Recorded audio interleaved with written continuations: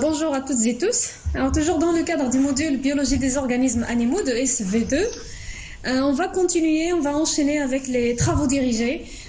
Comme premier travail dirigé à propos du parasitisme et des maladies parasitaires chez l'homme. Alors, avant d'aborder le parasitisme comme étant une interaction un peu typique entre deux organismes vivants, on va d'abord aborder les différents types d'interactions du vivant, quel est son contexte, de quoi il s'agit. Puis on va enchaîner avec des généralités sur le parasitisme comme étant un cas particulier d'interaction. Puis on va essayer de passer en revue les principales, pas toutes, mais les principales maladies parasitaires de l'homme. À savoir les deux grands groupes qui causent des parasitoses chez l'homme, chez les protozoaires et les helminthes. Alors les objectifs de ce premier travail dirigé, c'est de décrire un certain nombre d'interactions par lesquelles le vivant est amené à créer pour la continuelle lutte des espèces pour la survie et la reproduction. Le deuxième objectif, c'est de définir le type parasitisme, les caractères fondamentaux et les modes, ainsi que la répartition et la localisation des parasites dans le corps de l'hôte. Et puis, le dernier objectif, c'est d'identifier les espèces parasites dans le monde animal et surtout les principaux parasites qui ciblent l'homme. Alors, vous savez que dans la biocénose, il existe toute une gamme d'interactions qui s'établissent entre individus d'espèces différentes, à savoir le monde animal et le monde végétal. Donc, on va commencer par les différents types d'interactions du vivant. Alors, ces interactions, bien sûr, ils vont s'organiser autour de 4 facteurs, notamment la chaîne trophique ou bien la chaîne alimentaire, qui consiste à manger pour survivre, donc c'est pour la survie de l'espèce. La reproduction, c'est pour se reproduire, pour la perpétuité, pour la pérennisation de l'espèce, la continuité de l'espèce. Pour l'habitat et le biotope, donc c'est pour se protéger, pour survivre également. Et puis pour le transport, donc dans la quête de la nourriture et de territoire, ainsi que la quête d'un conjoint, donc pour la reproduction.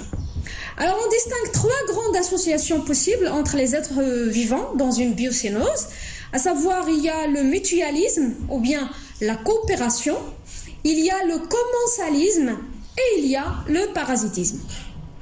Alors, les variations dans le type d'interaction, ils portent à la fois sur leur degré, leur durée et leurs conséquences. On va commencer par le mutualisme ou bien la coopération. Alors, le mutualisme, c'est une interaction entre 2 ou plusieurs organismes différents qui leur permet de vivre avec des avantages mutuels. Donc, il y a un échange sans pour autant poser problème à l'un ou l'autre des 2 espèces qui sont en mutualisme. On parle dans un cas particulier de symbiose. Alors, la symbiose, c'est un cas particulier de mutualisme dans la relation étroite et durable de 2 ou plusieurs organismes différents, mutuellement bénéfiques. Donc, il y a un bénéfice mutuel. Il est indispensable et une séparation en général met en cause leur survie.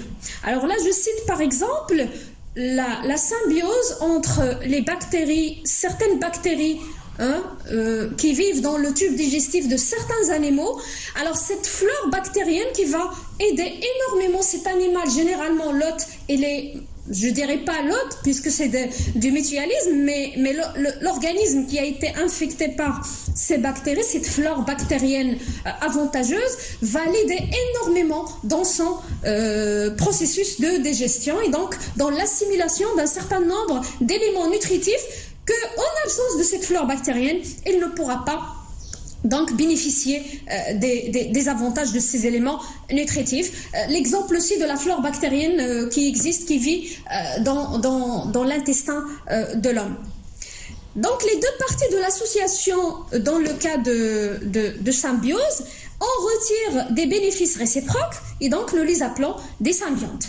Autre caractère important, les organismes en symbiose et conservent leur identité propre. Donc, on arrive à séparer les symbiontes, donc on arrive à les identifier, donc ils conservent leur identité. Ceci est vrai même dans les cas extrêmes, donc il y a toujours des cas extrêmes. S'il y avait interpénétration des deux organismes au point de confondre leur identité propre, alors là, il faudrait plutôt parler d'osmose. Donc, on tombe dans le cas de l'osmose. Le deuxième type d'interaction, le commensalisme. Alors, commensalisme, il vient du mot latin comme mansar, ça veut dire manger avec. D'accord? Donc, c'est une interaction d'espèces animales qui vivent associées à d'autres en profitant des débris de leur repas, mais sans leur porter préjudice. D'accord? Sans leur porter préjudice ou sans être néfaste vis-à-vis de l'autre. Donc, une seule des deux parties de l'interaction en retire bénéfice, sans pour autant causer de préjudice ni dommage à l'autre. D'accord? Quand même, il y a d'autres notions d'interaction qui sont définies par les biologistes, qui restent des cas particuliers, des cas extrêmes. Alors, on parle de la phorésie, qui se limite au transport d'un animal par un autre. Il se produit de façon épisodique, donc il n'est pas continu dans le temps, mais de façon épisodique. C'est le cas notamment d'un acarien transporté par un insecte diptère, la pépule, d'accord, et c'est épisodique. Un autre cas déterminé par les biologistes, c'est l'inquilinisme. Alors, c'est une interaction entre deux organismes de taille différente, dont le plus petit, il vit à l'intérieur d'une cavité naturelle de l'autre, une cavité qui communique avec le milieu ambiant, avec le milieu extérieur. Donc, l'hôte, cette fois-ci, il va constituer alors un abri, tout simplement un abri pour l'inquilin, qui ne prélève pas d'aliments à ses dépenses. C'est le cas notamment, comme vous le voyez ici sur les illustrations, d'un poisson du genre Phyrasphere qui va s'abriter tout simplement dans le cloaque.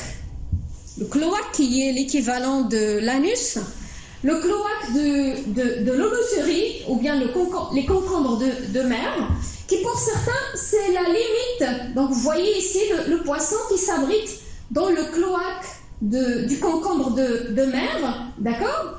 Donc c'est la limite, pour certains, c'est la limite du parasitisme.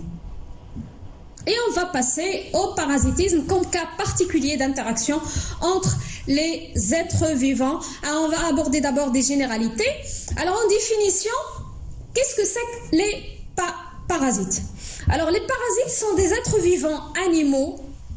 Dans ce cas-là, nous les appelons zooparasites ou bien végétaux, phytoparasites, qui vivent temporairement ou de façon permanente aux dépenses d'autres êtres vivants appelés hôtes. Donc là, il y a le parasite qui va infecter l'hôte. D'accord? Donc le parasitisme, comme mode d'association permanente ou bien temporaire de deux êtres vivants, l'hôte dans ce cas-là est le parasite, dont un seul, le parasite, tire bénéfice. Donc l'association est plus ou moins néfaste à l'hôte s'il n'est pas dévastatrice. D'accord? Donc ici vous avez l'exemple d'un parasite donc protozoaire, Plasmodium falciparum, qui va infecter l'homme et qui peut causer des dégâts jusqu'à la mort de l'individu. Donc on va le voir un peu plus loin. Alors on va voir un petit peu l'hôte. Le contexte de l'hôte. Alors l'hôte, il peut être définitif quand il héberge les formes adultes ou bien les stades propres à la reproduction sexuée du parasite. Il peut être aussi intermédiaire. Donc vous entendez régulièrement un parasite, un protozoaire par exemple, il a un hôte intermédiaire comme insecte anophèle, comme le Plasmodium par exemple. C'est l'insecte anophèle et l'hôte définitif, c'est l'homme. D'accord? Donc l'intermédiaire, quand elle héberge la forme asexuée ou bien larvaire. Donc, en quelque sorte, la forme inerte. Et cet intermédiaire, il pourra être actif quand il transporte et inocule la forme infestante du parasite. Donc c'est l'exemple de l'anophèle pour le Plasmodium. Donc il transporte et il inocule. Donc, il va infecter l'homme. Sinon, il est passif quand il abrite la forme infestante. C'est l'exemple des ténias dans le muscle des bœufs. Alors, les parasites sont extrêmement divers à plusieurs titres. Donc, au titre morphologique, donc la taille déjà du parasite, il peut varier de quelques micromètres à des tailles plus grandes. Il présente diverses formes, donc la forme sexuée, mâle et ou femelle, la forme asexuée, se forme d'œuf, zygote, se forme de larve ou bien se forme les formes de résistance connues comme les kystes. À titre localisation, ils peuvent être intra ou extracellulaires, sanguines ou lymphatiques, cutanés, hépatospléniques, cérébrales, etc. Donc différentes localisations au niveau de l'organisme hôte. À titre de locomotion, donc ils sont transportés par voie aérienne, intestinale ou sanguine. Donc certains ont la faculté de ramper et d'avancer grâce à des pseudopodes, comme on va le voir chez certains protozoaires parasites, grâce à des ventouses, comme on va le voir chez les helminthes, grâce à des cils et des flagelles, toujours chez les protozoaires. Concernant la localisation des parasites, on va parler d'ectoparasites qui se trouvent, donc si vous voyez en même temps sur le schéma, qui se trouvent soit sur la peau, soit sur les cavités accessibles. On parle d'endoparasites qui se localisent dans les cavités profondes, à savoir dans les tissus. Donc là, on voit donc les endoparasites, c'est en rouge. Donc on voit que c'est dans l'appareil circulatoire, le cerveau, donc dans les cavités les plus profondes de l'organisme hôte. Sinon, on parle de mésoparasites, donc vivant dans des organes ouverts sur le milieu extérieur, l'intestin par exemple, qui fait partie du tube digestif, l'appareil urinaire ou bien l'appareil génital. Donc c'est des organes ou bien des appareils qui sont ouverts sur le milieu extérieur. Alors les modes d'infestation, il y a différentes voies d'infestation. On parle des voies d'entrée des parasites. Alors, les voies d'entrée, elles peuvent être via le système digestif, via les muqueuses, les différentes muqueuses, par exemple les poumons, transcutanée, la peau, transplacentaire, donc dans le cas du placenta, pulmonaire, sanguine ou bien sexuelle. Puis, on va parler des voies de sortie des parasites. Donc, les voies de sortie également, ils peuvent être via les voies digestives, urinaires, pulmonaires, cutanées, comme pour les vecteurs hématophages de type moustique, comme le plasmodium par exemple, qui va être sucé avec le sang par l'anophèle. Alors, quelques exemples de parasites qu'on peut contracter par voie orale. Il y a par exemple les amibes, le genre Entamoeba, les ascaris comme helminthes. Pour les voies sexuelles, les candidats, les candidats, les trichomonas. Pour les voies transplacentaires, toxoplasma. Pour les voies sanguines, il y a le plasmodium. Et les greffes d'un organe parasité peut causer aussi des toxoplasmes. Maintenant, on va aborder la relation hôte-parasite. Alors, le parasite est toujours plus petit que son hôte. Généralement, toujours, il est plus petit que son hôte. Le parasite, il vit aux dépens d'un autre être vivant qui, pour lui, ça constitue une source nutritive et d'énergie. D'accord ? Donc, il va puiser cette source nutritive et cette source d'énergie pour subvenir à ses propres besoins. Donc, le parasite est porté par l'hôte, dans ce cas-là, comme moyen de transport. Le parasite est protégé par son hôte. Donc, l'hôte, il va offrir un habitat pour protéger le parasite, ou bien le parasite cause à son hôte des effets nuisibles, dévastatrices, mais sans jamais le tuer d'emblée. Donc il va continuer à profiter de toute la machinerie métabolique cellulaire de l'organisme hôte.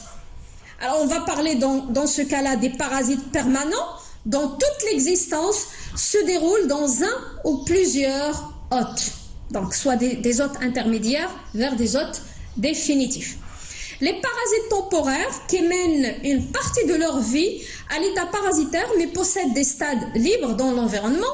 Et il y a les parasites facultatifs qui mènent normalement une vie saprophyte mais pouvant à l'occasion envahir l'organisme de l'hôte. Alors les cycles maintenant de développement parasitaire, alors comme tout organisme vivant, donc pour assurer son évolution et son développement, un parasite doit subir des transformations et adopter des voies évolutives. C'est le cycle parasitaire ou bien le cycle évolutif. Donc le parasite en fait, il va passer par plusieurs environnements. Donc par plusieurs, s'il est hétéroxène, c'est-à-dire à plusieurs hôtes, intermédiaires et définitifs, il va à chaque fois s'adapter à l'environnement qu'il va infecter. Donc le cycle de développement parasitaire, c'est la suite tout simplement de transformations obligatoires se déroulant dans un ordre précis que doit subir un parasite pour passer d'une génération à la suivante, donc en quelque sorte c'est la reproduction, avec ou sans passage par le milieu extérieur. Donc il y a des parasites qui dans le cycle de développement se déroulent à l'intérieur des organismes qu'il va infecter et jamais à l'extérieur, jamais dans l'environnement inerte. Donc pour accomplir son cycle de développement, un parasite bien sûr a besoin d'un ou plusieurs hôtes. Il a besoin aussi de ce qu'on appelle un réservoir et il a besoin d'un vecteur pour atteindre son hôte définitif, c'est-à-dire pour compléter son cycle de développement. On va parler d'abord du vecteur, comme on vient de parler de l'hôte. Alors le vecteur, il s'agit d'un animal assurant la transmission des parasites et on va distinguer les vecteurs biologiques. C'est un animal hématophage généralement, donc en général un arthropode comme l'anophèle, un insecte, qui puise le parasite chez un sujet hôte qui assure sa maturation et ou sa multiplication, le conserve, le transporte, il va finalement l'inoculer à un nouvel hôte. Donc ça c'est un vecteur donc biologique. Il s'agit donc d'un hôte intermédiaire actif. Donc l'exemple des insectes qui sont pour un cas vecteur des leishmanias et pour l'autre l'anophèle qui est vecteur de plasmodium. La troisième catégorie, c'est le réservoir. C'est un organisme vivant ou parfois un substrat inerte, ça peut être du sol, ça peut être de l'eau, capable de conserver durant de longues périodes un parasite et à partir duquel ce parasite peut être transmis à un individu, bien évidemment, sensible. Alors on parle de réservoir animal, généralement il s'agit de mammifères domestiques, d'accord, ou sauvages, selon les cycles, peuvent être réservoirs d'infection. On parle de réservoir humain, donc l'homme peut être vecteur aussi ou bien réservoir de certains parasites. Donc l'homme constitue le réservoir d'infection, par exemple pour les amibes désentériques, Entamoeba histolytica, pour les oxyures, dans le cas des vers, pour les filaires, onchocerques. Donc les parasites où l'homme constitue le réservoir sont qualifiés en fait de ce qu'on appelle anthroponose. D'accord ? Et donc il y a aussi un troisième type de réservoir, ce qu'on appelle le réservoir inerte, comme le sol et l'eau. Donc on peut toujours contracter des parasites quand on manipule du sol, quand on marche dans des marais, quand on marche dans l'eau, d'accord ? Quand on se baigne, d'accord ? Donc il y a l'exemple ici des oocystes matures de Toxoplasma gondii qui causent les toxoplasmes. Alors on va essayer de passer en revue d'une façon succincte et résumée les principales maladies parasitaires chez l'homme. Donc le passage du parasitisme à la maladie parasitaire, il dépend de plusieurs facteurs. Certains de ces facteurs ils sont liés au parasite lui-même, à savoir il y a la virulence du parasite, sa taille, le nombre de parasites, donc le nombre de parasites qui peuvent être inoculés à l'organisme hôte. D'autres, ils sont liés à l'hôte, donc deux environnements différents, à savoir l'état nutritionnel, donc est-ce qu'il est bien nourri, est-ce qu'il est en bonne santé déjà, l'état immunitaire, est-ce que son système immunitaire il est en bon état, donc l'état général de l'hôte. L'homme donc peut abriter de nombreux parasites. Certains ne causent que des désagréments passagers, d'autres sont responsables d'endémies importantes. Et certains se rencontrent partout, d'autres ils sont limités à une partie de la planète. Donc c'est une adaptation aux conditions climatiques, aux conditions environnementales. Alors on va commencer par les parasites protozoaires. Alors l'amibiase ou bien la dysentérie amibienne. Donc c'est une maladie qui est provoquée par un protozoaire de l'espèce Entamoeba histolytica. Alors comme vous le voyez sur la carte, dans la carte, donc nous avons la répartition du parasite à travers le monde, à travers le globe. Donc ce parasite il affecte 10% de la population humaine, donc l'hôte définitif c'est l'homme. Donc on a entre 50 000 à 100 000 morts par an, donc c'est très grand comme chiffre. Elle est très répandue dans les zones tropicales. Donc c'est surtout les principaux foyers, ce sont les zones tropicales. Et vous voyez ici les zones de pandémie, donc c'est une large répartition à travers le globe. Toujours dans l'amébiase, concernant l'amébiase, donc l'infestation se fait par l'ingestion d'aliments, des aliments qui sont souillés par des excréments humains contenant des kystes, donc une forme de résistance du plasmodium, de l'Entamoeba. Alors l'Entamoeba histolytica, il est contenu dans les selles, d'accord? Dans le gros intestin, en fait, il y a libération de ce qu'on appelle les trophozoïtes qui, en se multipliant par mitose, perforent les capillaires sanguins et sécrètent des enzymes histolytiques qui provoquent des ulcères du côlon, se manifestant par des douleurs abdominales et des diarrhées sanglantes qui peuvent conduire à la mort de l'hôte. Donc ces amibes, ils peuvent ensuite gagner d'autres organes, ils peuvent gagner le foie, le cerveau, les poumons, en passant par la voie de la circulation sanguine.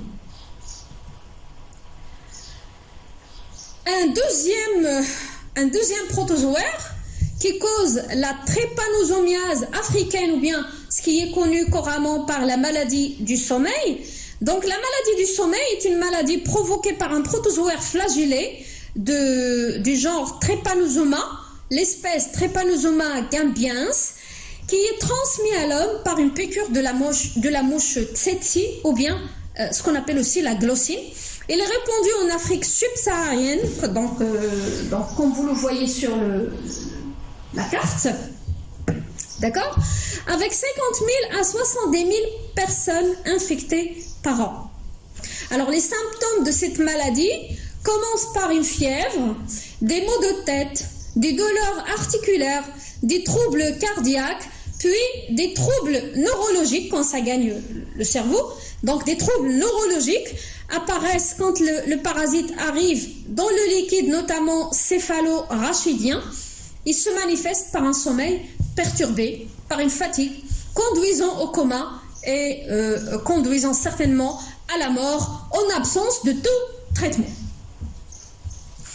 La troisième maladie parasitaire qui atteint l'homme, le paludisme ou bien le malaria.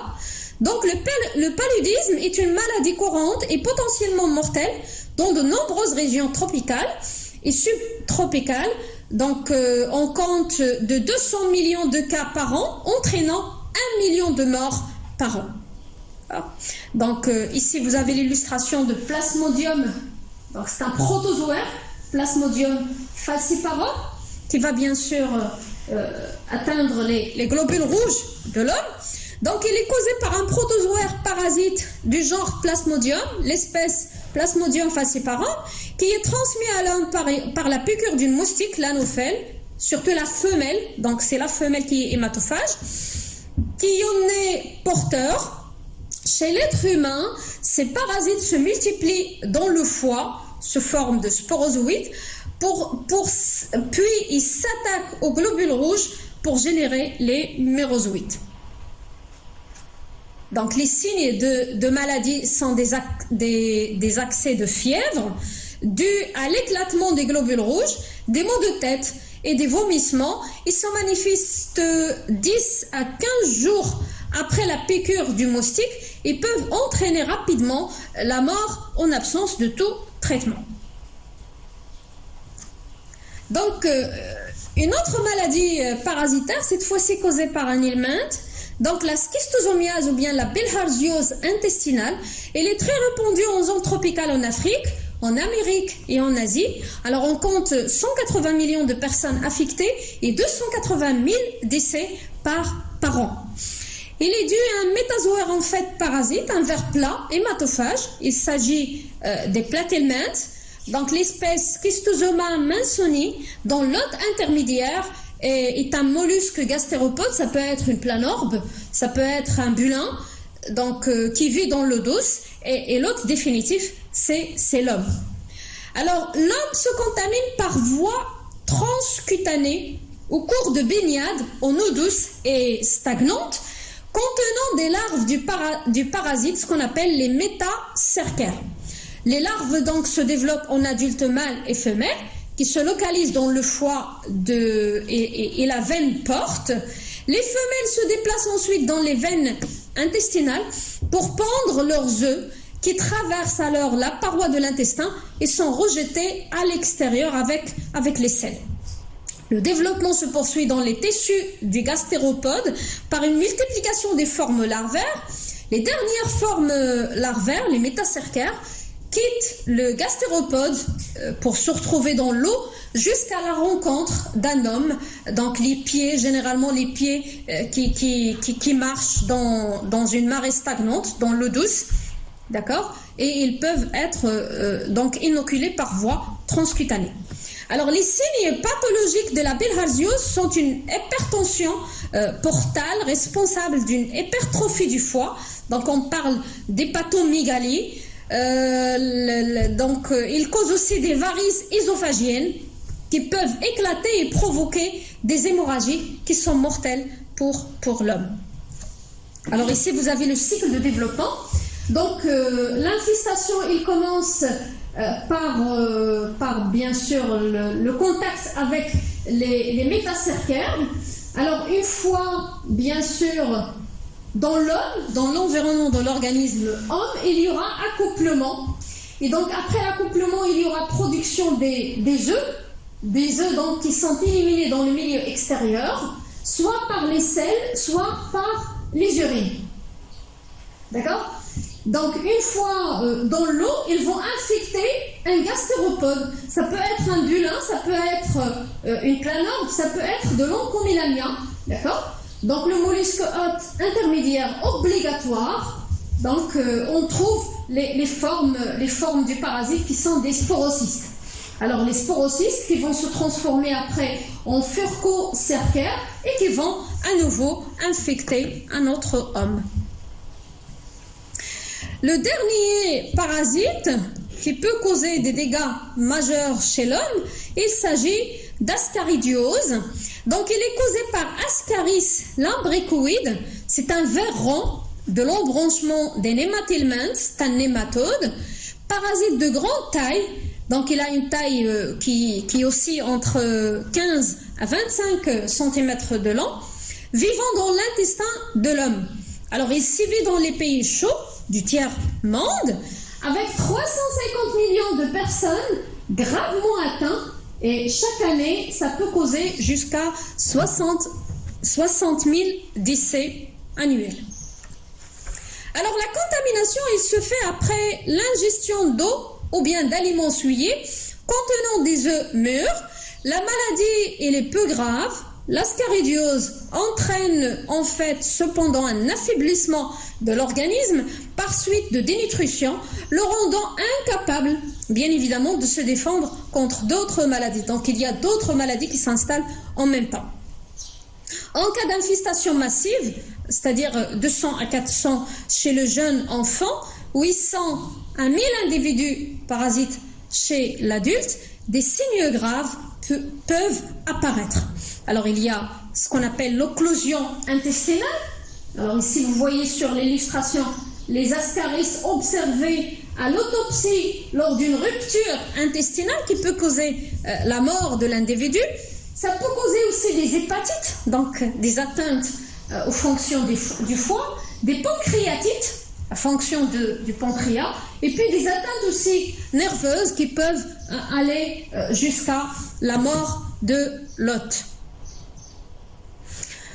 Alors on arrive au tableau récapitulatif pour récapituler un petit peu les maladies parasitaires, les principales maladies parasitaires qui peuvent atteindre l'homme. Alors il y a l'amibiase causée par Entamoeba histolytica. C'est un protozoaire rhizopode, pseudopode, l'hôte définitif étant l'homme et il n'y a pas d'hôte intermédiaire. Schistosomiase, il est causé par Schistosoma mansoni. L'hôte définitif, c'est l'hôte, c'est un métazoaire platelminthe, c'est un hétéroxène, d'accord? Donc l'hôte intermédiaire obligatoire, c'est le mollusque d'Odus, et le mode de contamination, c'est transcutané. Alors d'autres parasites qui peuvent contaminer l'homme, notamment les ténias, qui appartiennent au groupe des platelminthes, les échinocoques, qui appartiennent au groupe des cestodes, les poux, qui sont des insectes suceurs de sang, les arachnides, d'accord, qui se nourrissent de pellicules chevelues, d'accord, les poux de pubis, donc qui sont aussi des insectes, et puis certains vers, comme le ver rond de Guinée. Donc sur ce, le travail dirigé numéro 1 prend fin. Je vous remercie pour votre attention.